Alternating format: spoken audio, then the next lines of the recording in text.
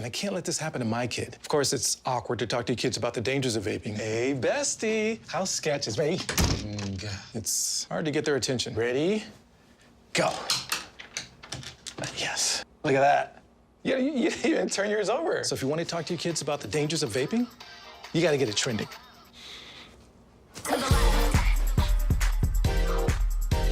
No, you're doing it wrong.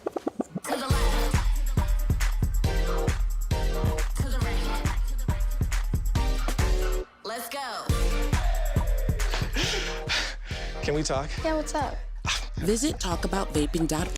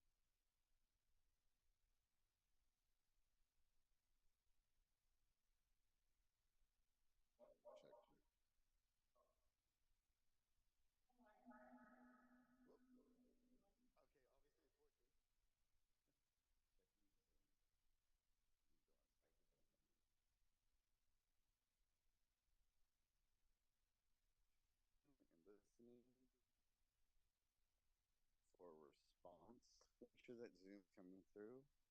I'm talking a little soft right now for this test. And it's a good thing I cannot unmute my video. We can hear you, Mark. Can you hear But us? I do not hear anything. Now I can hear you perfectly clear. Testing, How do I testing, sound 1, 2. talking softly? That sounds fantastic. Sorry, say that again. Am I loud enough in the... Oh, yeah. No, you're, yeah. We might actually bring you up just one more bar here because it is a little quiet.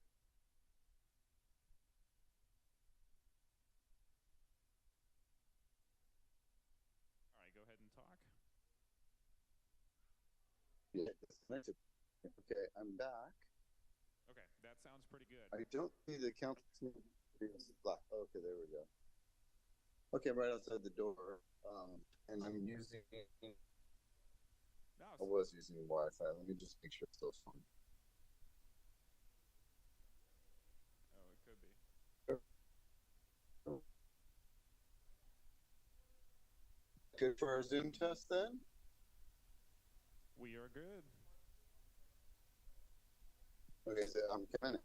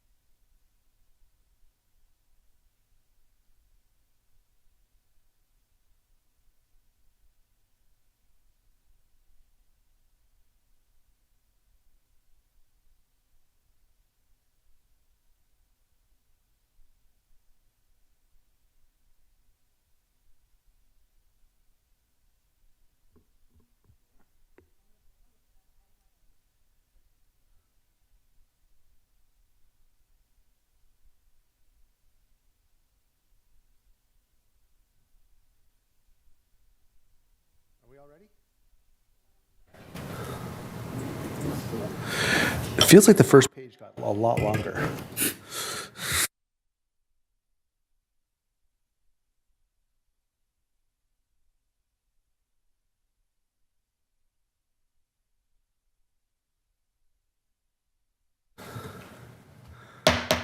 All right, welcome to this meeting of the Hermosa Beach City School District, Wednesday, April 10th.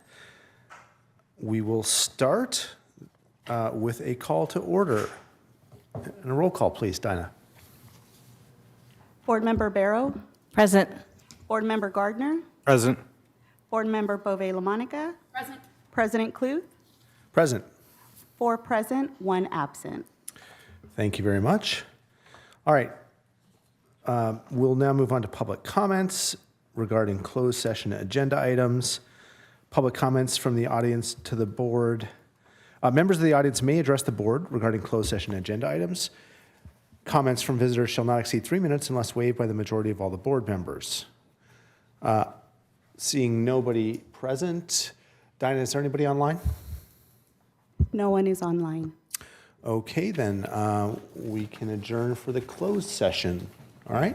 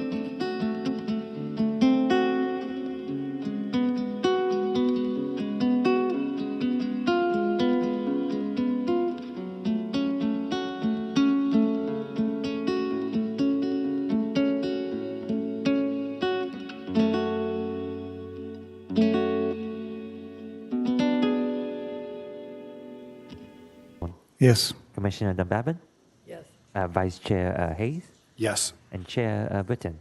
Yes. Motion passes. Right. All right. Okay, now we're ready for the public hearing. Request to remove and replace 2 trees in the public right-of-way on 24th Street. I will turn this over now to the director. Jan, I'm going to have to recuse we have myself. announcement. Excuse me. I'm going to have to recuse myself since I'm less than 500 feet away from this. So. Okay.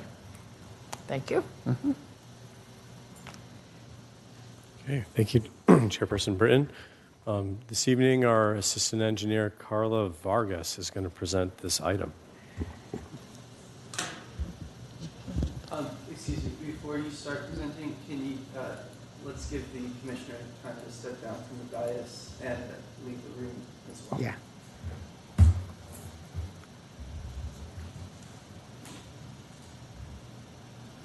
Take care. See you. Right.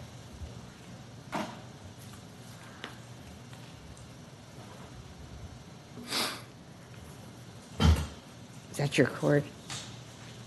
No. No. Thank you.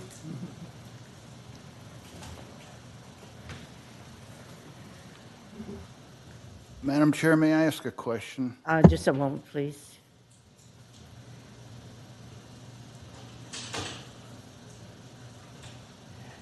Okay. It appears we have someone new representing the city attorney's office. Am I correct in that, gathering that? Yes, I'm filling in for John Natalizio. I'm Scott Shaps's, also with the same firm, Best and Krieger. Thank you. Welcome. Thank you. Okay. Good evening, Public Works Commissioners, staff, and members of the public.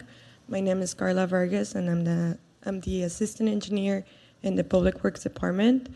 Today, I'm here to present the request for removal and replacement of the 2 sugar gum trees for CIP 112. CIP 112 is a city sidewalk improvement projects. The main scope for these projects are to remove and replace sidewalk that is not compliant with the American with Disabilities Act. Part of this project is a portion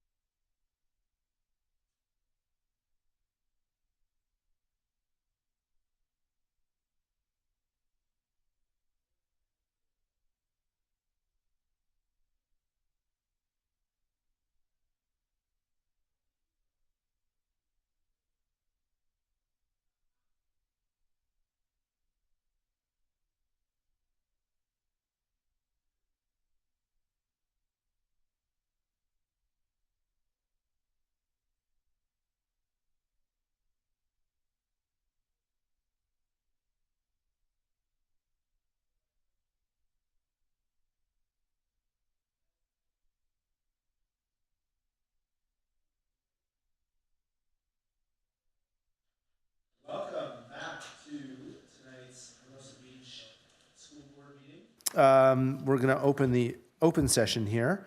with a, nothing to report, by the way, from the closed session. Can I get a call to order and roll call? Board Member Barrow, Present. Board Member Gardner, Present. Board Member Bove-LaMonica, Present. President Kluth. Present. 4 present, 1 absent. Thank you very much. Oh, now it says no report from closed session. See, I should have read this in it. It's okay. Nothing to report from closed session. All right, let's rise for the flag salute, please. Make sure you get to write this one. I pledge allegiance to the flag of the United States of America and to the republic for which it stands, one nation, under God, indivisible, with liberty and justice for all. Giving myself a B+ on that one. All right. Thank you very much. Can I get a motion to approve the agenda? So moved. Thank you, Doug. Second. Thank you, Maggie. All in favor? Aye. Aye. All right, agenda is approved. Moving on to the next item, announcements. Ms. Gill, please.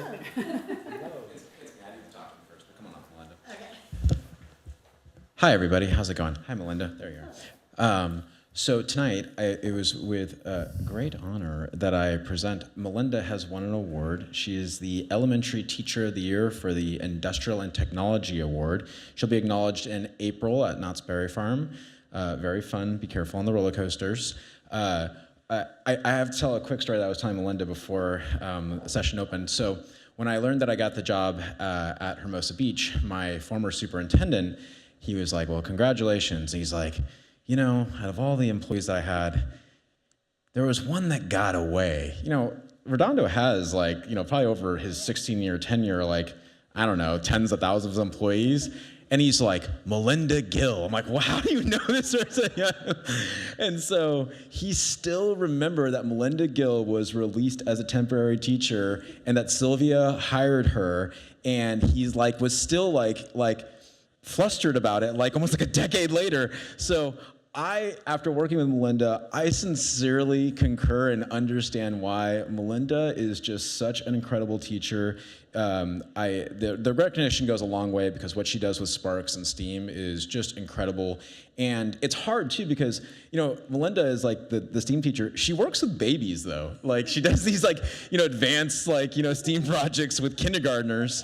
And like, I can't tell you, like for anyone that's done elementary, how hard that must be. We just like take it for granted that she's great at it. And then the thing I really just want to stress, I mean, like that I really appreciate Melinda is just such a team player, so positive, so like, how can we do this? How can we get it done? She comes to, you mean like all kinds of events that go beyond the school day and is just such a good ambassador for our STEAM program. And I really do feel that one of the reasons that our parents and our families celebrate STEAM, it's always one of the #1 requested things when they do the HBF survey, is because their first experience in it is with you. So congratulations, this is so well deserved. I wanna give a shout out, it's Carol, right? You mean like the nomination? Terry Price like gave her the nomination through the STEAM program that's recognized at Knott's Berry Farm, and just kudos to Terry for nominating you, and just congratulations. We're super happy for you. And now we get to put you on the spot, and you get to see a few words. But before I do, I would like to present you with the Hermosa Beach Wave. Wow, thank you so much. Thank you, guys. Thank you. Your second wave. My second Yeah, wave. man, clean it up. I'm just going to ride the wave as often as I can. But thank you. Thank you so much. I appreciate this and the acknowledgement, but I also appreciate the fact that I get to do this. I get to do this amazing job with these great kids, and I learn from them as they learn, and it's wonderful. So, you know, I think the CITEA is an amazing organization that recognizes from kinders all the way up through high school, and to be a part of this is just a great, great honor. So thank you all very much. I appreciate you, so thanks. Point Quentin, if you could join us for... I will, but I think that I had my board colleagues might have I just want to comments. say, Melinda, I've had such a pleasure working with you. You are my nephew Eli's favorite teacher. He loves, and like everything you do, every student learns differently, and he loves the way you teach, and he loves doing all the little projects that you do. That is like what strikes happiness with him. So as an aunt, I'm very grateful. But I just still think about the time when we were able to get away to go to Google. And we did. It was such a fun trip, and it was a real opportunity for professional development, and like the time you took to grow as an educator, and you always take advantages of these opportunities. It was a great opportunity, and that so thank was you for keep growing. Wonderful. Thank you, guys. Yeah. I appreciate it. I haven't had any kids or nephews or nieces in there, but I have seen you in action, and I'm very, very impressed, and obviously very well deserved. So Well, congratulations. Thank you so much. Sure. Thank you. So. I'm going to take a picture, memoriam, and then I'm going to text Oh, it to, I'm great. going to text it Yeah. to Lisa. Tell Lisa hi And for me. Stephen. Yeah. Give them a hard time. Yeah.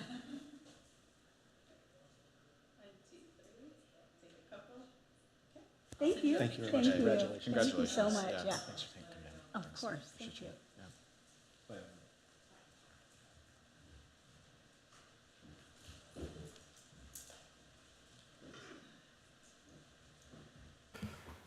All right, that's a fantastic way to start things. Next, we go to public comment. All right, public comments from the audience. So members of the audience may address the board on any topic regardless of whether it is listed on the agenda. However, the board may not discuss issues raised that are not listed on the agenda. Topics not on the agenda that are brought to the board's attention may be investigated by the administration, and a report made to the board either publicly or privately at a future meeting. Comments from visitors shall not exceed 3 minutes per individual speaker unless waived by a majority of all the members of the board. With that, I'll ask, are there any members of the public who want to make comment tonight? Not seeing any in person. Dinah, do we have anybody in virtual comment? No virtual comments. All right, with that, we will then move on from public comment to the next item, which is the superintendent update. Thank you, Quentin. First off, big shout out to our community and the HBF for Hearts of Hermosa. I know that many of us were there that night having a grand old time. So it was just a really incredible night. They broke all sorts of records that evening off the auction and off of sales. So it really is, when people say, like, what is Hearts of Hermosa? I'm like, it's a celebration of Hermosa and like the schools. I mean, that really is what it is. And so getting just to see all of our parents having a good time. We love our kids, but without their kids. It's a really rewarding event. And I just want to say thank you to the community for your support. I mean, like, and we put those dollars to work, you know what I mean? Like, and we take it seriously. So thank you. On Sunday, April 14th, the Jewish Federation of Los Angeles is doing a beach cleanup at Hermosa Beach, along with a lot of other groups. I'll be attending with Matilda. Looking forward to that. So I encourage folks to come on down. We gave it a plug in our newsletter this week. But, you know, appreciate that organization and various groups investing in Hermosa and keeping our beach clean. So happy to go down there and join them, and we'll have fun. Then on the... we're having a community meetings on April 11th and April 15th at 6 p.m. at the Valley NPR for our facilities improvement community forums. We really want to hear our community's feedback about some projects that we have in mind in order to build up our schools. We've done a great job modernizing 2 schools, and we want to make sure that Hermosa Valley, is on par with our other 2 sites. And we need that community feedback. To make sure that we're on the right track for what we're thinking of. So please come join us. Your feedback is so incredibly valuable. Next, this is one of my favorites. On April 17th, the Community Advisory Committee Awards. That really translates into parents nominate special education staff, including general education teachers, that have gone above and beyond. We have 2 speech and language and our paraeducator. And is that Trish? Kristen Monsabay. That's a good, yeah. So Kristen and Emily are being acknowledged that evening. It's at Redondo Union High School. And we have a great team. We have great families that we work with. And so looking forward to enjoying that. The board has a board workshop on April 22nd. That is to work on our goals. So looking forward to that work. Meetings open to the public. And then open house. View is on April 24th. Valley is on April 25th. And Vista is on May 2nd. Poor Laura Harris, she'll be schlepping around to all those different sites.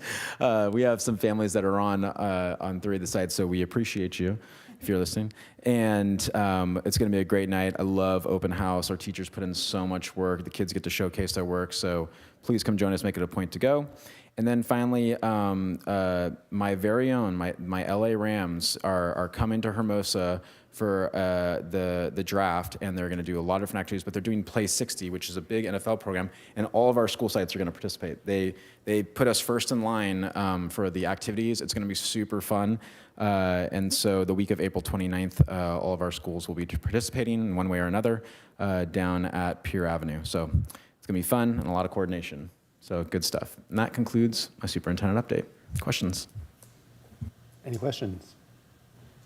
Quick question. The open house, will that be something that we're inviting the community to? Yes, there's a general open invite to the community, and we always get parents that either from new parents that are coming in or parents who are thinking about coming in, come and join in. It's open invite. And we actually moved our open house up from prior years to make sure that it was more in alignment for those parents that are on the fence about deciding to come to Hermosa schools. But will we be inviting our community partners like the Rotaries, the Kiwanis, the libraries, the... I can look into that, and I'll follow up with a board update. Okay. Any other comments, questions? Okay. Thank you very much, Superintendent Johnson. All right, with that, we will move on to item 9, public hearing. Item H, 0323/24, hearing on the Hermosa Beach Educators Association initial proposal and Hermosa Beach City School District joint initial proposal. Public comment is requested. Yes, thank you, HBA, for working together on our getting our sunshine proposals out there so we can begin our negotiations on the earlier side. And this is an opportunity for public comment on those proposals, which are in our board agenda. Thank you. So, open question, if any folks in the audience had any public comment on that? Seeing none, do we need a motion to close Need a the motion hearing? to close public comment. Yep. All right, can I get a So motion? moved. Thank you, Maggie. Second. Thank you, Doug, for the second. All in favor? Aye. Aye. Motion passes. Public comment closed. All right, the next item, item 10, board reports. I'll start over on my left. Doug? No? Okay. That's not true, Doug, but In regards to board reports, I have nothing. The South Bay Coalition Against Hate had their monthly meeting last week. A couple announcements. One, this Sunday, April 14th, is a beach cleanup hosted here in Hermosa Beach. It's entitled Good Deeds Day in partnership with a lot of religious communities, in addition to the Community Coalition Against Hate, and it's being sponsored by Assemblyman Muratsuchi. So that is 9:30 to 11:30 down at the pier in partnership with Heal the Bay. The next one up is they're looking for representatives for the United Against Hate Week for the 3rd week of September. So if somebody wants to join that planning committee, if not, I'm there anyways. Lastly, there is a hate crimes report for the County of Los Angeles that was just published. Unfortunately, it's off of the data going from 2020 to 2022 because it takes them a year and a half to compile and then publish the data, so it feels a little untimely.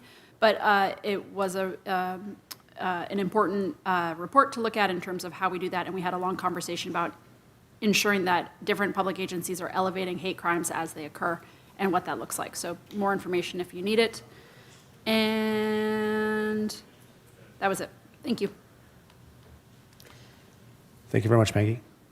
Like Doug, I have nothing to report. All right.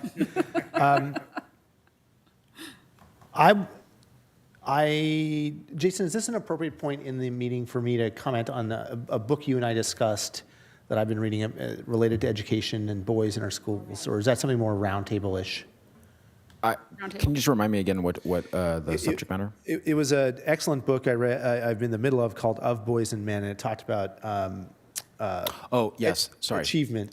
Yeah, I think roundtable would be a good space for Roundtable? that. Okay, yeah. good. Then I will pass on any other board report at this point. And move on to superintendent report and board discussion. The first item is R30-23/24, Culture of Excellence, Dr. Johnson.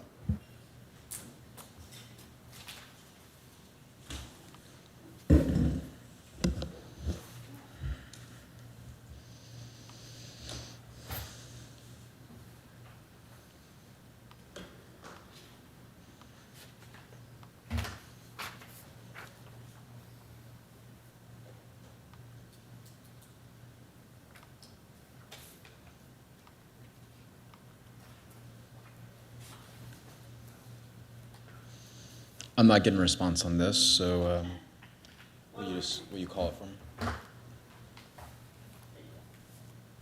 Okay, great, thank you. Good evening, board. So this is our annual presentation on progress of our overarching goal of culture of excellence. There you see as part of our guiding principles there, and academic achievement, and extracurriculars are very important for our overall student success.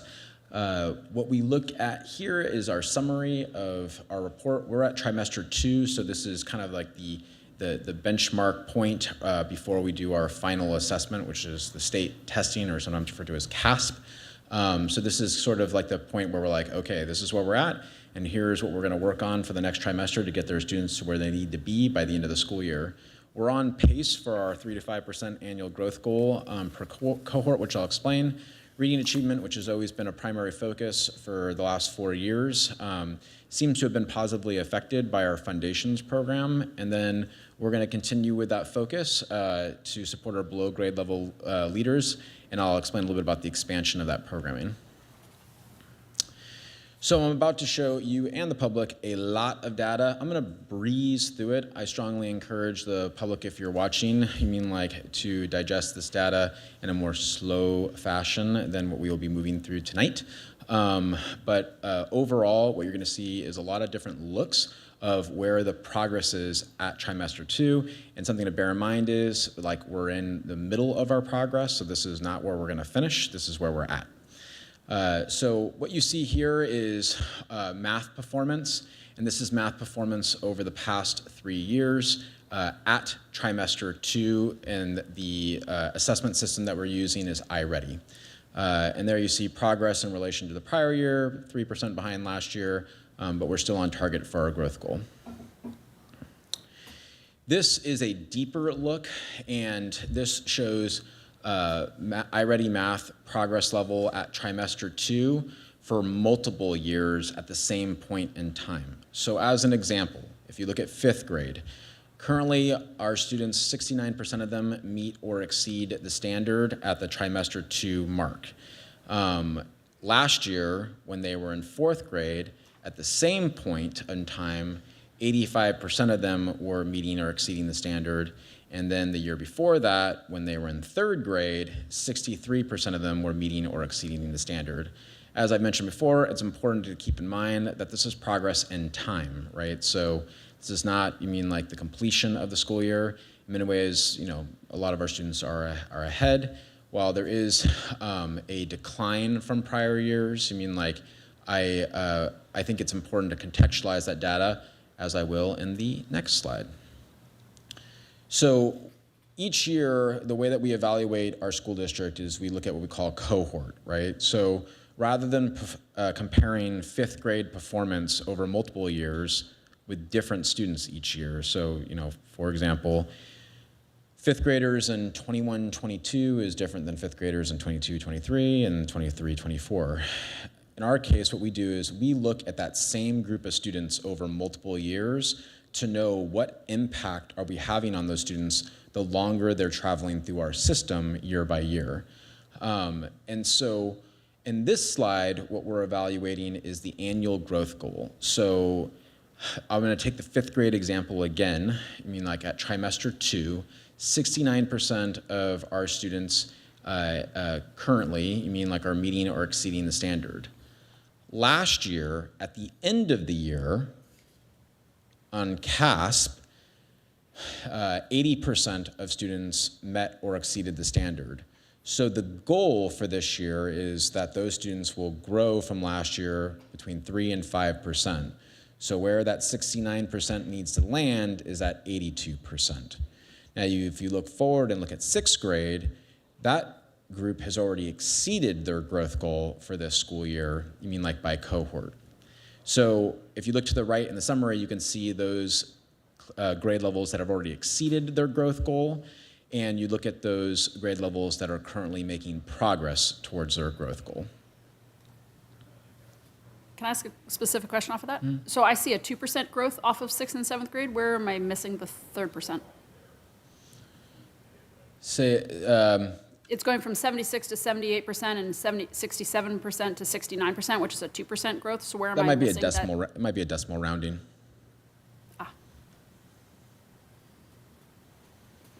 Other questions? All right. Next, we have the iReady English Language Arts, and there you see overall progress.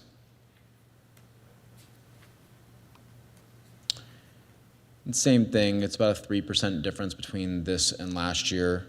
We're still on target for our growth goals overall. Here you see a breakdown by cohort. You mean like, so going back to the 5th grade example, the blue is when they were 3rd graders at trimester 2. The yellow is when they were 4th graders. And the green is today at trimester 2.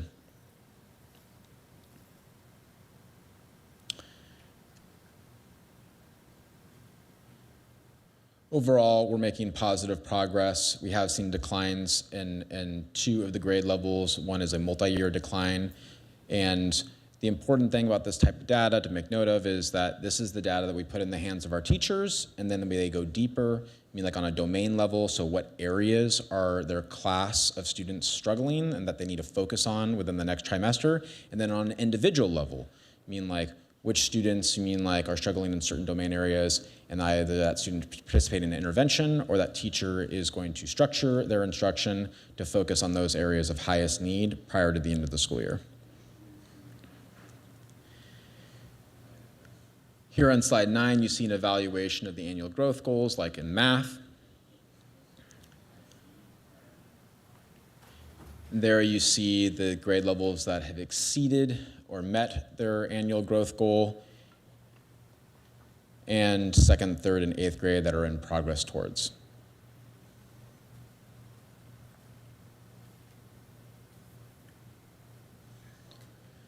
Moving on to Fontes and Pinnell, this is the reading results by grade level from trimester 1 to trimester 2. And there you see where the students were at the beginning of the year and now where we're at currently.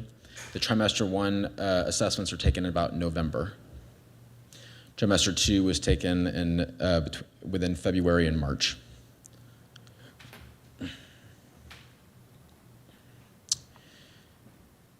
What we've always done is we've tried to create fidelity between multi-assessments. You mean like, and that helps us understand where our focuses need to be. So there you see the results between F&P reading assessment and the iReady ELA assessment. I would say this year there's like a moderate fidelity between the two. It is the 2nd highest. You mean like last year was by far the closest and level of fidelity outcomes at trimester 2. And then, you know, this year, like our focus has been less so on the fidelity to the assessment and more so on what they do with the results. That was a piece of feedback from the professional development survey and for our grade level teams. So we stand by, you mean like we're working on instruction with a reading coach, and when they have this information, what do they do with it? You mean like how do they support students in the classroom? Here you see a breakdown of reading performance from trimester 1 to trimester 2. There you can see we're making overall progress in grades 1 through 5. However, there's still a group of students that we're working on. This is a breakdown by school for F&P results. One noticing that we definitely have is that from trimester 1, you mean like to trimester 2, that we're definitely seeing a noticeable increase in students reading on grade level. And we do link that to the participation in foundations. A lot of the work, of instruction that we saw deficits in last year was phonemic awareness, phonics and a little bit of vocabulary. And so that has been successful, that implementation, and we feel like that we're producing better decoding this year, and there you can see there's better results. Clarification off that, though, foundations has only been introduced in grades 1 and 2, right? It hasn't moved up to 3 yet? Sylvia, kinder, yeah. So 2's the highest, so it's gone. Yeah. Correct, yep. So moving on over to Vista, you see the second grade performance, and then you see the pretty noticeable decline again where foundation's been implemented. And then in third and fourth grade, they've made good progress. At third grade and fourth grade, it's a little more flat. And we're looking forward to introducing foundations at third grade. That's part of the implementation of the program, that the program will not allow you to implement at third grade until students have received that base of instruction in second grade. Having gone through curriculum adoptions such as Eureka, that makes total sense to me. There's just an onboarding process that it would just be hard to jumpstart them at a higher grade level without a foundation. And then finally at Hermosa Valley, pretty flat in the performance. And so they have actually been working a little more closely with Jessica and the reading coach to talk about introducing intervention through because they're obviously engaged in more higher level critical thinking and activities through book studies. And so we've been talking about how to form small groups that still reach those higher level skills, but are addressing, that 11% of learners who are struggling and reading below grade level. Here is a continued goal where we are triangulating assessments between the iReady benchmark, benchmarks that are given, which would be how you would think of finals at the high school, and then grading practices. And it's been a good road. I give kudos to the Hermosa Valley team for working with Principal Bledsoe. But where we are at this point is that the grades have each done a great job in getting a standardized benchmark per each trimester that is cumulative as a practice, where they take a final test. And now we're producing data where we can see a comparison between iReady as a standardized assessment, and that benchmark assessment that is capturing all that a student has learned within that trimester. As you can see, there's still a big discrepancy between the number of students that are below grade level on standardized assessments or the benchmark and the number of students that are receiving D's and F's for grade distribution. By no means are we advocating for more students to receive D's and F's, but it is really important for teachers to have access to this data so they can see that discrepancy, and it further helps them establish, is what we grade our students on, and what we assess our students on linked to what we're teaching in the classroom.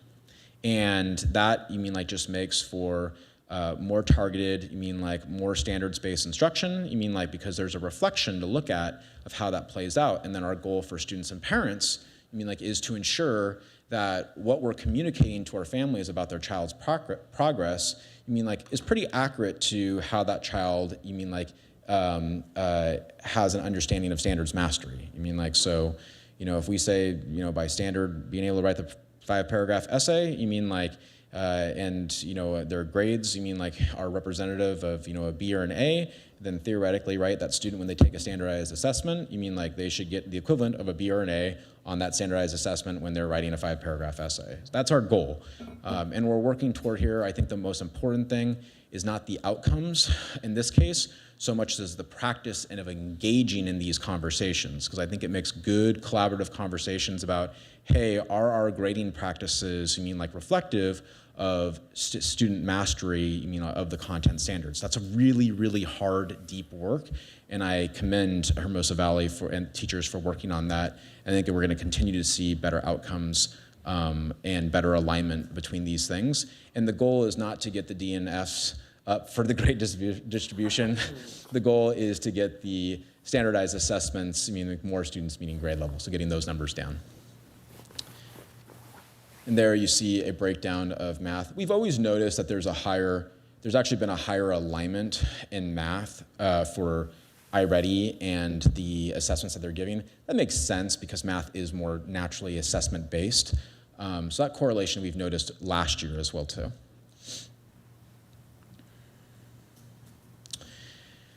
And then this is always like a data point that we are very cognizant of. We know that we're a very high-performing school district, but wellness is a very high priority. So we do a comparison between the overall measure of how much do you feel like you belong at school in comparison with how our students are achieving.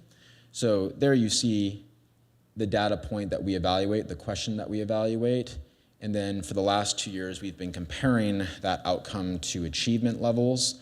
I think it's food for thought data, just making sure that as our achievement is rising, that we are cognizant that student social emotional wellness, is also rising and not declining. I think that there is some correlation between these statistics, and I think it's reflective of national averages, but we have our eye on it. And I think it's just important recognizing the whole child, and that as we push our students, as we want to push our students to excellence, that we're also making sure that they're living balanced lives. Kudos Sylvia, this has been our dream. So we did establish, last year we established the Power School Student Assessment Tracker. So all of the assessments that you see here are being uploaded into a student's Power School data profile. And so from year to year, rather than the teacher having to go and pulling it out of the CUME file and be like, what did they do last year? That it's all uploaded into Power School where a teacher can access that information at a click.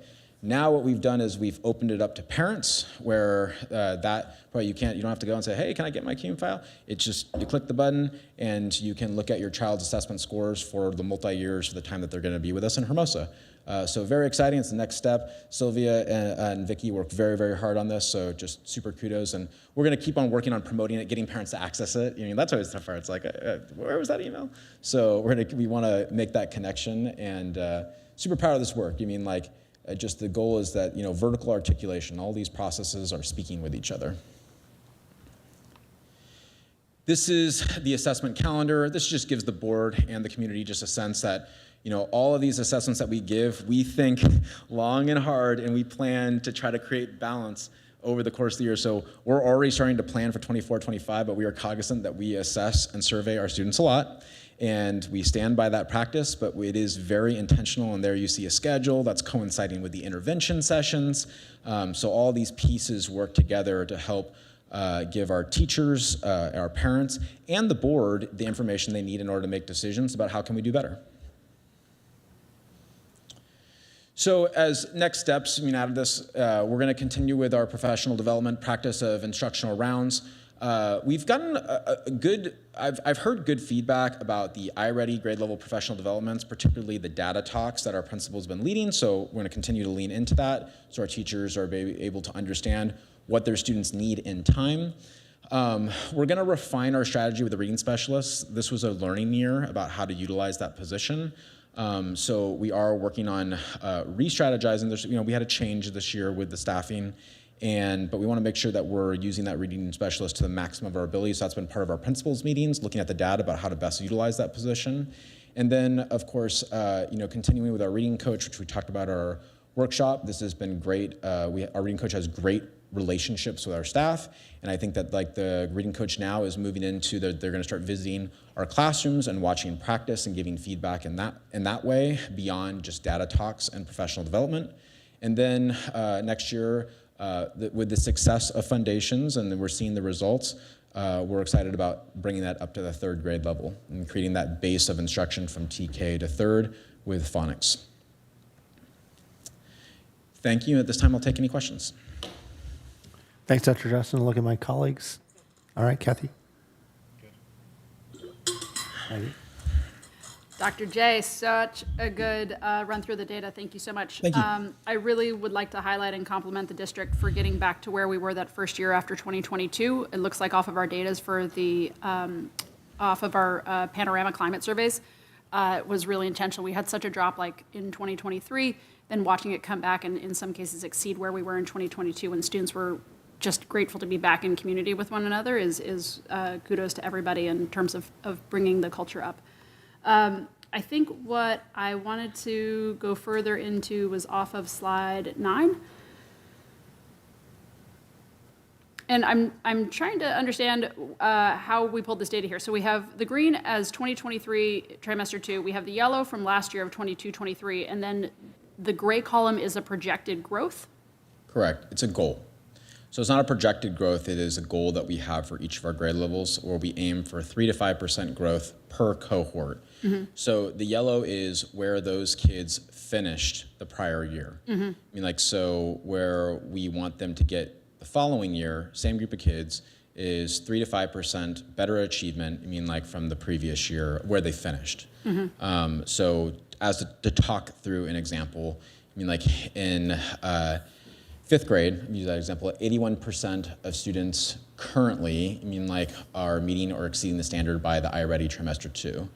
Last year, when they were 4th graders, it's a little bright there, but 78% of students, I mean, like, met or exceeded the standard on the final CASP assessment. So our goal is to get 80. I know the decimal points kind of throw off the rounding there. So would be either 80 or 81%, which would meet a 3% growth from the prior year. And like, what I like about what we're doing now, that we made this decision as a team last year, is that we're comparing cohorts for our growth goals. So it's the same group of kids, rather than just saying 5th grade, like, hey, you got to do better than last year, but like, it's a completely different set of kids. And so focusing more on the student growth and less so, you mean like on just like looking at like a grade level as the comparison, you mean like, or the name of the grade in this case. And this is probably something you can't speak to off the cuff, but throwing out there. So for instance, looking at the 8th grade right here, where they're currently at 82, last year they're at 85, and so we'd look to go to 87 as that 3% growth. It would seem to me that an important data point would be like, is 3% in the last trimester feasible? Like where were they last year? Where was 8th grade or 7th grade last year when they finish second? Is it possible to grow that many percentage points in a trimester? So my off-the-cuff answer is yes, and just by sheer timeline, right? You mean like that? We have a third of the trimester left, so to close the gap of 5%, I do think is reasonable based off of averages of seeing this over like the last 3 years. And then what iReady does produce is they produce individual trajectory data of like where they should grow by the end of the year. And so while you're seeing this like big top view, the teacher themselves are looking at it from an individual perspective and for their class. And that is the value of this data ultimately, is on the individual level. This gives you a macro view, of what our staff can access. And then when do notes go to parents during the trimester for ask for extra intervention? Great question. Sylvia, do you think you can answer that? Sylvia. It's right after the end of the trimester. We will run the reports for iReady, and then they go out immediately the next week. So it's usually a week to two after the trimester ends. Okay. So then that would mean that students have already been notified, or parents have already been notified. Yeah. For trimester 2. Yeah. Correct. Yeah. Okay. Thank you. I'll just say that I really, really appreciate the depth, the granularity here. I don't know that parents have access to this in most districts, and I just really applaud our district for putting this together, putting it out there, and then taking action on it, paying attention to it, and actually taking it seriously. I'd also say, though, to anybody watching it, that in the middle of the year, data can be noisy, just like the first read on an inflation number or anything like that. So, read it, absorb it, but sit on it and don't overreact to it as well. Yeah, and I really appreciate that, and I love the level of transparency, Golden Bell Award winning in our school district.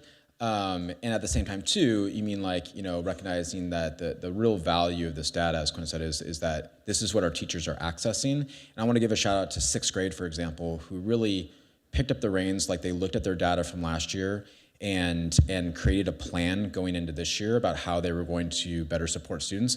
I think it's reflective in their data. You mean like you can see that as a progress that they have made strides with outcomes. And so to me, you mean like it is about where we finish. And I appreciate though that our staff is looking at this data and engaging with it. That is the goal ultimately.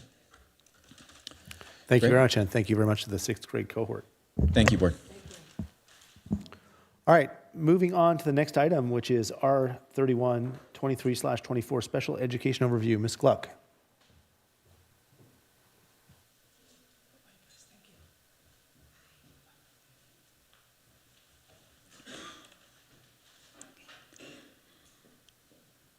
Good evening. I'm going to go ahead and share with you the Special Education Annual Report.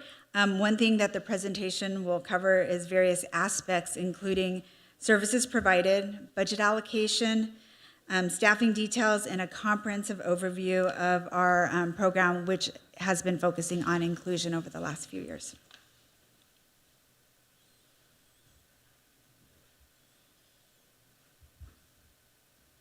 Danny, can you hit slide? There you go, thank you. One thing about special education that's really unique is it does hit upon all three of our strategic goals of community inclusion and excellence. Our program is devoted to expanding opportunities grounded in the research that shows that when students are included with their general education peers and they're engaged, that we do see them meeting the needs and coming up and having high expectations. The approach not only fosters academic success, but also cultivates significant social connections with other students. Slide, thank you. Some key points that we will be highlighting in this presentation is that our students who receive special education services have shown progress in the 2023 CAS summative assessment, specifically in the area of math and science. And then data from our second trimester, which Dr. Johnson just reviewed, shows that we are on par to achieving our academic achievement goals, and the focus on inclusion and special education has contributed to academic excellence. Slide. I love this slide because it does show that in the state of California, where the special education numbers are at 13%, Hermosa Beach, we are under that number, with 11% of students qualifying for special education. And it should be noted that when we compare Hermosa Beach to other schools in the South Bay, we rank towards the lower end of students in special education.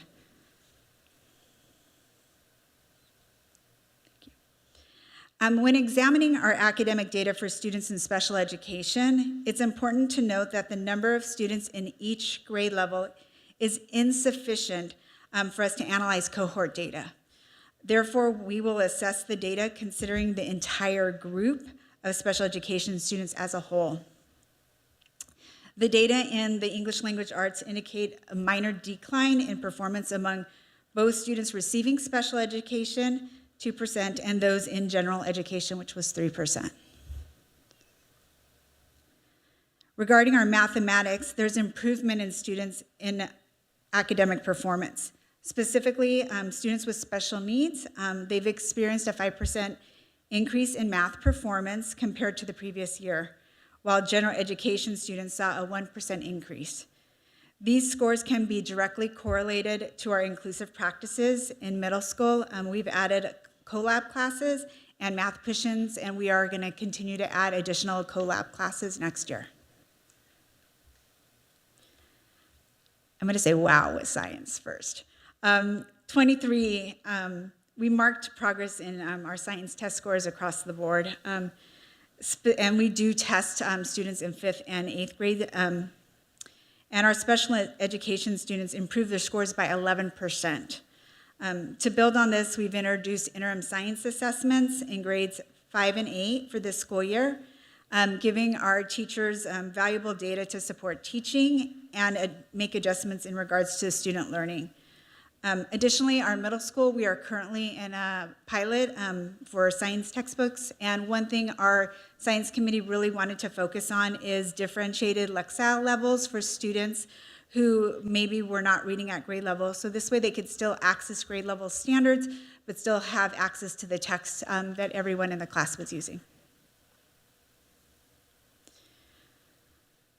When we look at our English language arts academic performance in iReady, our assessment outcomes for second trimester, we see some significant upward trends among students meeting or exceeding standards. We have a 13% increase from 2022 to 2024, and furthermore, a 7% rise in performance was observed from 23 to 24.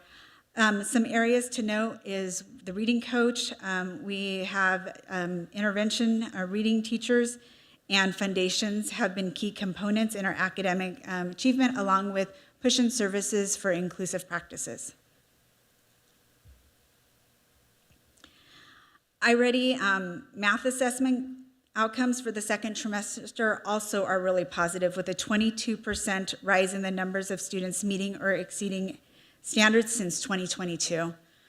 Additionally, the 2024 data highlights substantial progress in all categories, with a 3% increase of students who meet or exceed standards, and a 1% decrease in students one grade level below, and 1% decrease in students 2 or more grade levels below. So we've seen some positive trajectories there. Some previous areas to highlight is, once again, that collab math class. I'm really big believer in middle school, coupled with the push-in services in the elementary school directly benefit all the students. So we're going to look at growth goals, which we did similarly in Dr. Johnson's presentation, but this one is focusing specifically on our special education students. So when we assess our yearly academic objectives for students receiving special education services, we are focusing on 2 key sets of data: the 2024 iReady results and the second trimester, and the 2023 CASP scores. These metrics help us forecast desired performance outcomes and levels. Our current data suggests we're on trajectory to meeting those goals with a 3% increase. Same thing in the area of math, that 3% improvement is attainable based on the data that we show. So we're looking forward to seeing how our students will perform with their CASP results. When we look at our science data, we do need to just look at the California Science Test to look for that 3% increase. So we are aiming for 24%. The use of those interim assessments throughout the school year help our teachers monitor the growth of our students, and provides our students also with familiar access to the platform to taking the CASP assessment, all of which positively contributes to student outcomes.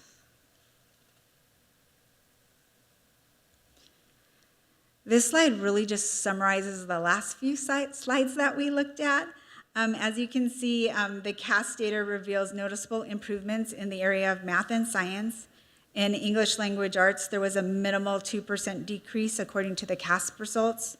However, when considering the trend observed from our iReady data that was previously shown, we have a 7% increase over the past 2 school years, so it does suggest that positive trajectory.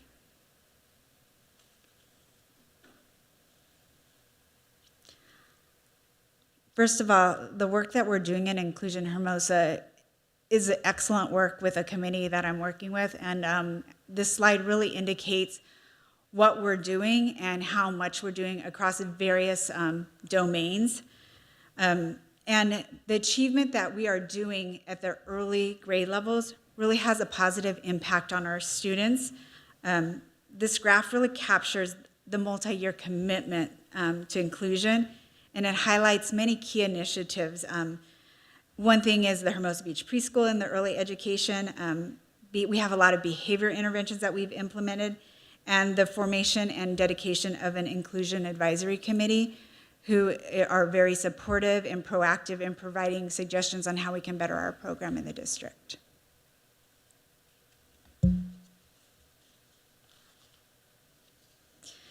Professional development is another strong component that we look at when we develop our special education program. And you can see the increase in inclusion and achievement that has led to improved student outcomes based on the work we're doing.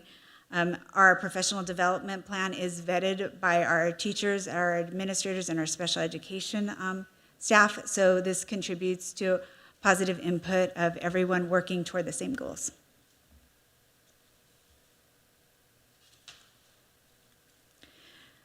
This next part of our presentation is we're going to be looking at the financial aspects of special education. So at Hermosa schools, both the general education and special education personnel contribute similarly to the budget, with 85% of costs dedicated to staff who educate and service our students. We prioritize our budget allocations toward inclusion and early intervention, aiming to close the achievement gap rather than focusing on compliance-related expenses. Our commitment lies in employing highly qualified staff who are dedicated to our inclusive practices and maintaining high academic standards and outcomes for our students. We'll be looking at 2 slides, and I will be presenting several points that highlight our progress as related to the budget. Okay, so this is our special education budget, and year after year, our special education spending has risen, with funds specifically allocated for staffing and inclusive practices, which is directly correlated to academic outcomes. Despite this, federal and state funding for special education has not increased over the past 4 years, leaving us with resources that fall short of what's needed to support a legally mandated special education program. An estimate of current projected actuals indicate that similar to the 2022-2023 school year, we are on course to staying within or even under budget based on our budget projections. In the next 2 slides, I will guide you through the budget increases for this year and next, illustrating how we're efficiently utilizing those funds to support academic excellence, providing opportunities for inclusion, and supporting our school communities.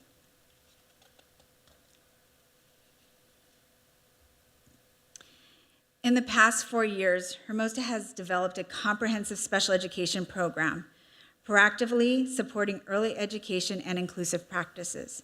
While our full-time special education teaching staff has been consistent since 2021-2022, we've added various specialists to enhance our program, as shown in the graph. One area to highlight is our expansion of paraeducation staff.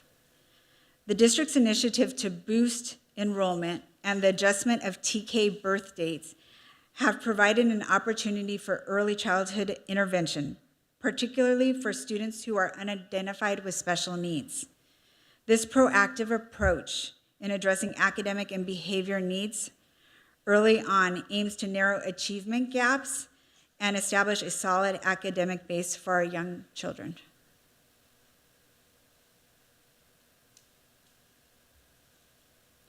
And this is one of our special education teachers teaching. Our district prioritizes early intervention as a proactive measure aiming to support young students early on to reduce those learning gaps as they progress in age. Budget increases mirror our dedication to inclusion, community, and excellence, with the highlighted personnel positions continuing to bolster early intervention. So you can see in this graph where early intervention costs are and how we're supporting our students.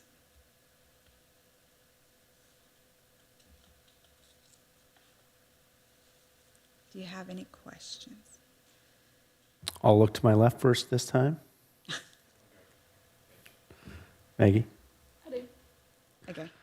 Sylvia, such a good presentation. When we look at the growth of our special education, not the growth, when we look at our percentage of our population of special education, are we seeing different areas of ability grow in different areas? Is there a higher rate of hard of hearing, or is there a higher rate of vision? Are we seeing any specialties emerge that in the district where we're getting a higher percentage of one or another type of ability? I can provide that data. I'd like to look like for the last 3 years. Exactly, yeah. And look and get you some comps so we can compare where we were at 3 years ago and where we're at now, and we can see where there's been increases. Because it feels like the percentage has stayed the same, right? If national average is 10%, we're pretty much around that 11%. We're 11 and the county was 13%. Yeah. Okay.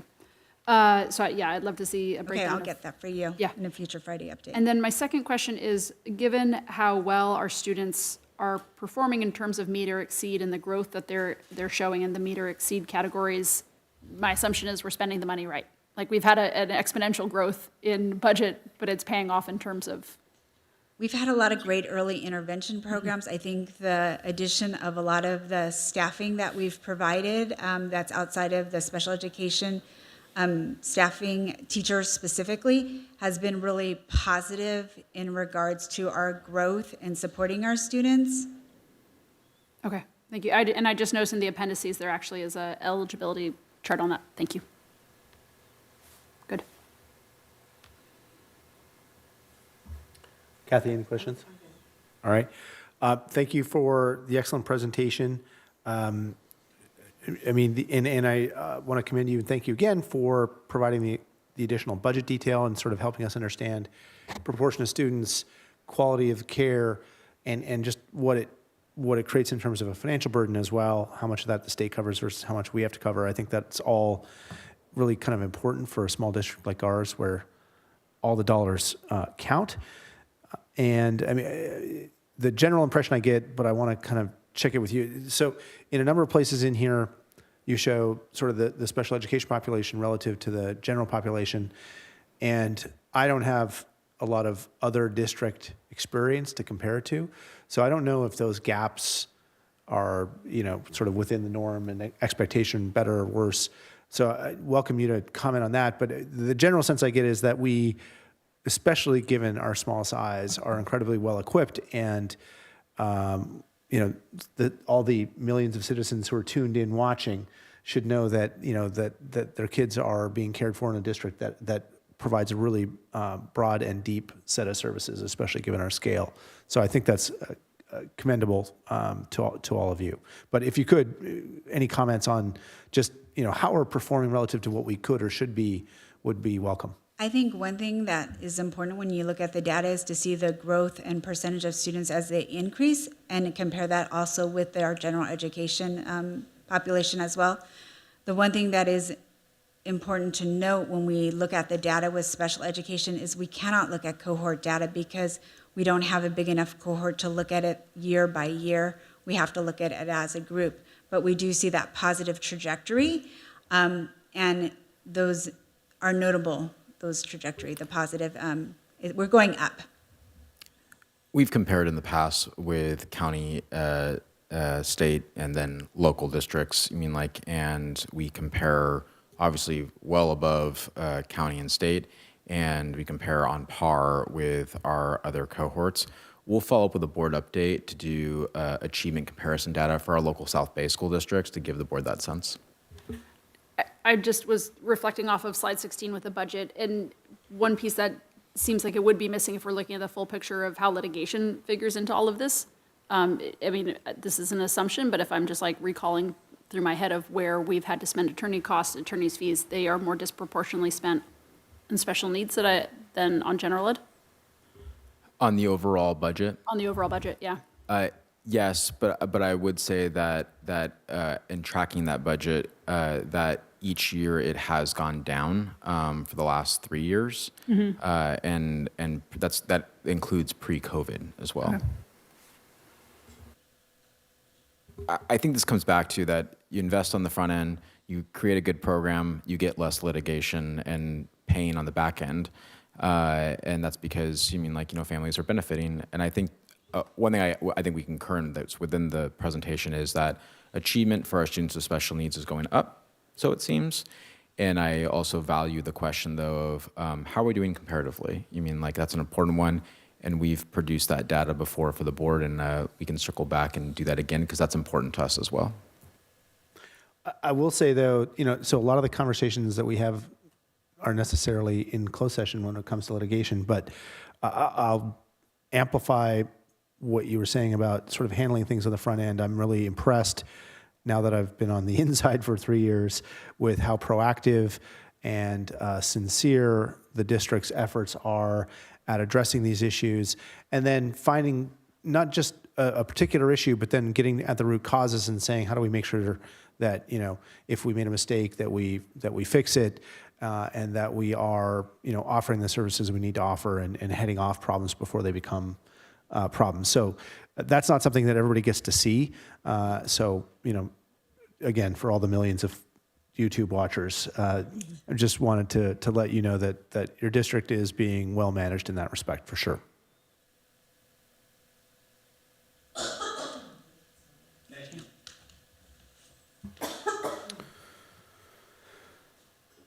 All right.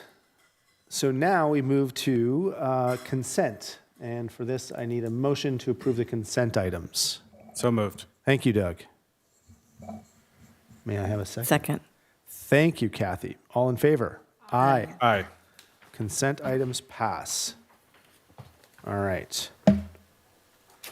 So now we move to board action, starting with Superintendent's S3323/24, Resolution 0923/24 to order biennial governing board member election, November 5th, 2024. Dr. Johnson.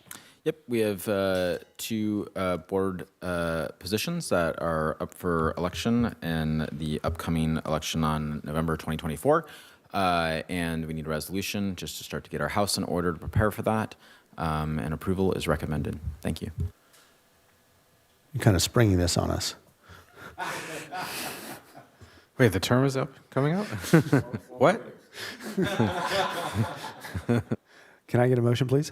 Or unless there's any comments or questions. So moved. Thank you, Maggie. Second. Thank you, Kathy. All in favor? Aye. Aye. All right, motion passes.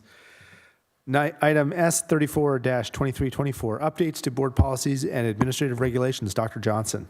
One part of this is straightforward, one part of it's not as straightforward. So this is just our consistent updates for our board policies. And there's a long laundry list of just healthy, keeping your house clean. With that, I did take the opportunity as part of that process to review the board policy on memorials, plaques. And specifically, we talked about a former board member who had passed away, and what type of policy needs to be in place in order to address. How to go about acknowledging any person like that, that is celebrated by the district. So in your enclosure, you do have current board policy, which is available to the public, and that's policy 1150, accommodations and awards, policy 7310, naming of a facility, and policy 3290, gifts, grants, and bequests.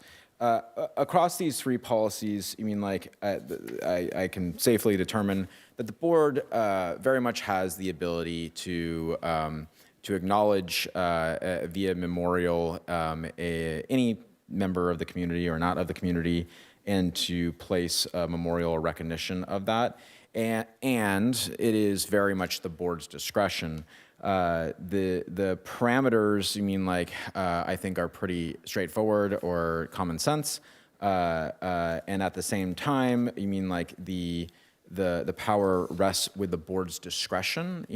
About what is appropriate versus what is not appropriate. The good news about that is it's within your power. The bad news about that is it's within your power. Mm-hmm. And then just as an aside, I included a policy I found from a school district in Idaho that is very explicit about a process.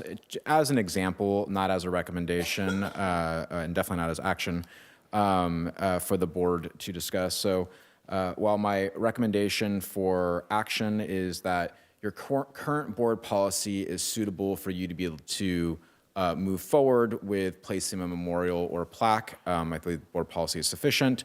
And then my other recommendation alongside that is to approve the updates to the board policies so listed. Thank you. So just to clarify, though, the policies that were included in our folder are not part of the agenda right now. So these are for just mere discussion, no action right now, and the action is off of what's listed in the agenda. The policies, aside from the Idaho policy, are already in your board policy. Right. You mean like, so they're available. The policy from Idaho is just a supplement. It's example. There's no recommendation on that policy whatsoever because it's more explicit than what we currently have. And then the recommendation for action, you mean like, is to adopt policies so listed as changes to our current board policy, and that's listed in your agenda item, which I'm happy to go through that list. No, sorry, I was just thrown because the policy, the naming facilities, I felt would have been a separate board action item because it's not part of this piece right here. Right? I don't understand the question. Maybe a rephrase? The naming of facilities is just a separate discussion item. The naming of the facilities, well, we're not naming a facility. No, I know, just as the discussion, sorry, I'm looking at the policy number 7310, which is titled Naming of Facilities. That's the policy number that's listed on our piece. So I'm just saying, like, this wasn't listed as the agenda, so this is technically just a separate piece that we're going to talk about. You want us to talk about it right now in addition to these things that we're voting on? Correct, because like this is like a review of board policy, right? You mean like, and so every so often we do an updates to our board policy. And my recommendation to you on the board policy update, you mean like if necessary, regarding plaques, memorials, is your current board policy available to you that I say is sufficient to the board's ability to name a plaque, place a memorial, you mean like that an update to your board policy, from my perspective, my recommendation is not necessary.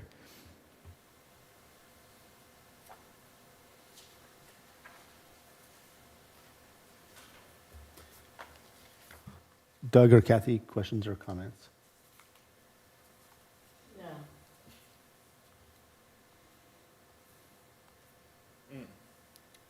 Maggie, anything further?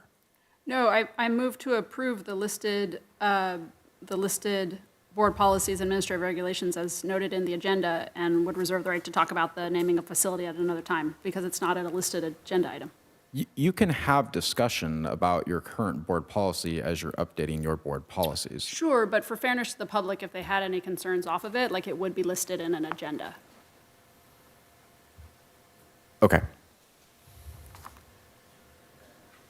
So my motion's on the table if anybody wants to second it. I'm confused.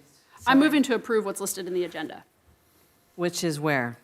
Item 34, 2324, update to board policies and administrative regulations. Okay, none of them are listed by numbers, though. So off of our agenda, In agenda, the long page form of the 52. agenda, it's all in the back there. Oh, got it. Yeah, and Okay. so that's what we'd be approving. And I believe these are just supplementary printouts to sort of make it more accessible for us to read. That is correct, and that is your current board policy. Well, yeah, but the current board policy, which is, I mean, I'm just going off of agendas and Brown sunshine rules right now, just off of how agendas get read, right? This isn't part of the public agenda, so technically we wouldn't be considering it as a motion to discuss right But now. I think maybe I misunderstood. I think what Jason's saying is this is printed in the back, essentially. No, but it's not in our agenda. It's not in your agenda, but it's part of your current board policy. No, I understand that. yeah. But I'm just saying it's not an agendized item right now, so Yeah. technically it's not subject for something to That's right. discuss Okay. unless we bring it up Understood. at roundtable. The agendized item is updates to current board policies. I you're definitely hear listed you, here. Maggie, about the specifics of it. You mean like, so I'm perfectly comfortable with the board returning to this as a discussion item. I don't think the board is precluded right now from having discussion about that subject based off of board policy. That said, happy to move it to the next meeting. Mm-hmm. All right, so we have a motion to Approve the agenda. this agenda item. Can I have a second? Second. Thank you, Doug. All in favor? Aye. Aye. Okay, motion passes. Great. The next item is S35-23/24, Los Angeles County Plan for Expelled Pupils. Ms. Gluck. It's recommended that the board adopt the Los Angeles County Plan for Expelled Pupils. It's an annual item that we do. Just adopting the LA County one? Yes. Any color on what that plan is? It's detailed in the board agenda. Okay. All right.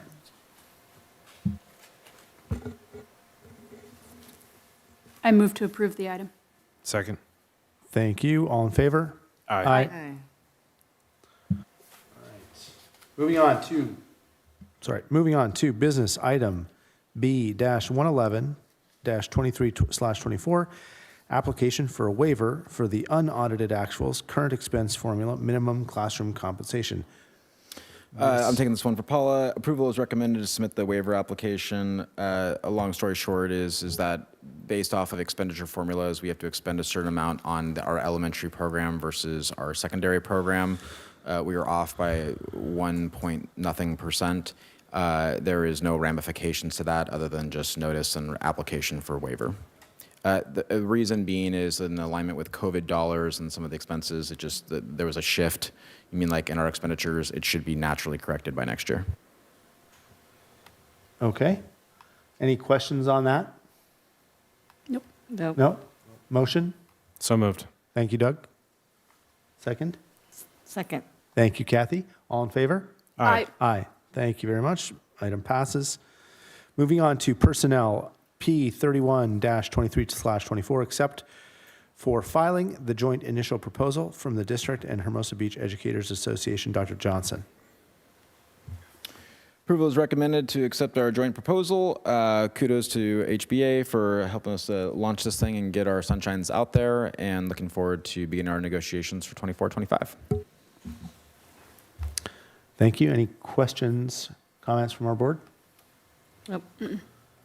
All right. I just wanted to echo what you said, Dr. Johnson, that we really appreciate all of our excellent educators, and we appreciate, too, our administrators and leaders who have maintained a fantastic and collegial relationship with them. I think that's helped in innumerable ways in our district, and so it's fantastic, and this is another sign of that, so thank you.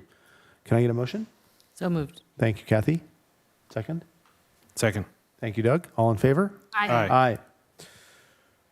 All right, moving on. P32-2324, tentative agreement between Hermosa Beach Educators Association and Hermosa Beach City School District on revised certificated bargaining agreement language. Dr. Johnson. Thank you, our negotiating partners. It was a great negotiation for the 23-24 bargaining. Their contract was ratified, and we are recommending for approval. Any questions on that? Seeing none, I'll look for a motion.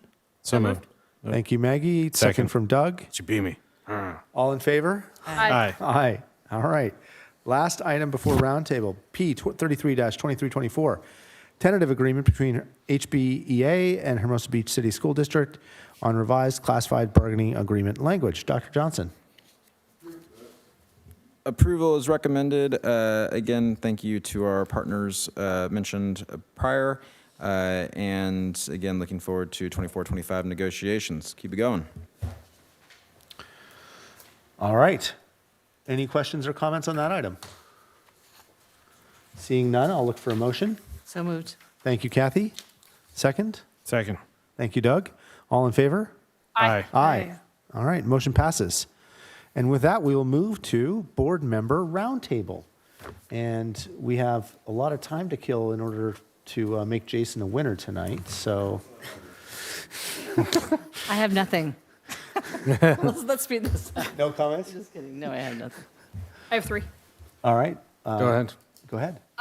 First of all, happy belated birthday to Hermosa Beach School District. I think we passed that anniversary while we were on break. So exciting that we were at 120 years. Thanks to the district for all the attention with our name tags and everything else that allow us to celebrate. Kids started school in April 120 years ago? Yeah. That's weird. That's true, huh? It is true. Yeah, I think it was the 4th. The second piece is I did this in my It was own the Julian personal calendar or something. capacity. I signed on to a letter that Al Maritsucci had put out. It was very last minute. It was 2 hours before the hearing, but our assembly member introduced AB 1825, which was called the California Reads Bill. And so it was allowing, so I signed on, not on behalf of the district, but on behalf of my own personal thing, supporting folks to allow to check books out without any sort of limitations on their ability to, basically to combat book bans that might be happening. So supporting kids being able to access books that they want to read. And the third thing is I'd love to talk about the naming policy. I had never had a chance to read these things before tonight, so curious to hear other people's thoughts on the memorials and the other proposed language.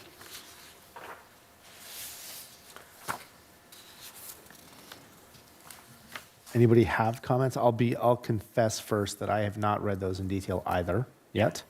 Was this wasn't included in a board update, right? This is the first time we're seeing them. I believe it was included in the board update, but I'll check back on that. Yeah, because I don't remember, I was looking for it, I didn't see it. So perhaps we should bring it back for discussion at some point, or as our veteran and pro. I've never looked at the policy before, so I'm not sure of it. We can bring it back. Probably means it was written in the 80s. Before I could read? We can bring it back for discussion for our May meeting. Okay. That's it for me. All right, my only thing is the Dolphin Dash is coming up, so everybody should please register for the Dolphin Dash, which is happening back at school sites this year, at View and Vista, I believe, on the 27th, and at Valley on the 29th. I may have those backwards, but it's something like that at the end of the month. But register, tell your family, friends, pets, aunts, uncles, nieces, nephews, grandparents, neighbors, acquaintances, enemies, everybody you know, to donate to the Dolphin Dash, raising great money for the PTO, as they do every year, so we can have all of our great programs. So please do so. Thank you. Great. Maggie, I did review those board updates. You're correct. They were not included in the board update, and look forward to following up in May for a discussion item. All right. I'll bring up the item that I mistakenly raised earlier. So there was a book was recommended to me, and I didn't pick it up for the longest time, and I finally did in the last couple of weeks. It's called Of Boys and Men. It's by Richard Reeves. He is I think he works at the Brookings Institution or something like that. It was very interesting. The core thesis of it, and it relates to our district, so be patient with me. I'll get there, I promise. The core thesis of it is that we're seeing a problem in our society around boys and men who are falling behind first in school and then later on in post-secondary school, and potentially you can sort of see the trend later on in life. Whereas, I think we're probably all aware of and rightly concerned about the fact that women still trail in the labor market, whether you look at that as earning 82 cents on the dollar or having less, board seats and C-level roles. What we are seeing over time, slowly, too slowly, is that gap is closing. What Richard Reeves points out is that the gap between boys and girls in education, starting in elementary, going all the way through to post-secondary, is increasing. And he makes the further point that, we shouldn't be thinking of these things as either or. Either we're on the girls' team or the boys' team, that both of these problems can and ought to be addressed. It does a very, in my view, compelling job so far. I haven't finished the book yet, but the first half is fantastic. He elucidates in quite compelling detail, at least to me, how and where and why boys are falling behind in education. It's most significant as it relates to ELA, and this has knock-on effects to how they do in secondary and high school, and then enrollment rates and success rates in post-secondary. And then it has a lot of knock-on social effects, including for somebody like me with two girls who wouldn't normally think to pick this book up, maybe, that women are now graduating from colleges that are disproportionately female heavy, and that creates all kinds of weird social dynamics, into a working environment where, depending on the profession that they may have chosen, is going to be disproportionately female heavy, that their peer set is light on accomplished and well-educated men, and that there's all kinds of bad social knock-on effects. The whys, there's probably a bunch of them. One of them that stuck with me as I was reading about it was just something that I think lots of us have seen, anecdotally, which is that boys tend to mature a little bit slower than girls in terms of when their prefrontal cortex grows. One of the remedies that Mr. Reeves talks about is potentially deliberately enrolling boys in school later than girls, starting them a bit later, so that the gap isn't so big and that they're not so far behind their peers. But here's where I finally will bring it back to our district and where I think it matters to us. Thank you for your patience. This was news to me. This is not something I was aware of. Again, I commend our district for being very data-driven, data-savvy, data-rich, sometimes data overflowing. But one thing that I don't see us do a lot of is gender splits of performance in various subjects at various grades. And this highlighted to me the potential value of doing that. And so, potentially if we could, I'd like to see more, gender splits of some of our performance data to sort of, just to make us aware if this issue that is showing up in data, by the way, it's showing up in data in not just the United States, but all across the world. For example, one thing that kind of really blew me away is that, Finland is often put up as a model of how, a good education system and a happy society. And if you actually dig underneath the data, it's entirely due to Finnish girls. Finnish boys are doing the same as US boys, but the Finnish girls are doing so much better than Finnish boys, it's raising the overall average up and making the Finnish education system look fantastic. And it's pretty amazing. And that this effect, this gender effect, is actually stronger, Richard Reeves finds, than class effects, wealth effects, and even race effects. So it's pretty phenomenal, interesting data to me. So I just thought I wanted to bring that out and encourage, our colleagues to keep their eyes on it and our administration to be sensitive to it, and consider whether or not there's anything. We have really a thorough set of intervention programs in place. Potentially this is catching all those issues, but if there's anything else that we need to be thinking about or doing, then I'd encourage us to think about that. And that was my random comment for the evening. My roundtable. And I'd highly recommend the book, Of Boys and Men by Richard Reeves. Can't remember where it was recommended, but it was a pretty reputable source, so it wouldn't be hard to find. With that, if there's no other comments, I would look for a motion to adjourn for the evening. So moved. Thank you, Maggie. Second. Thank you, Doug. All in favor? Aye. Meeting is adjourned. Thank you. 7:23.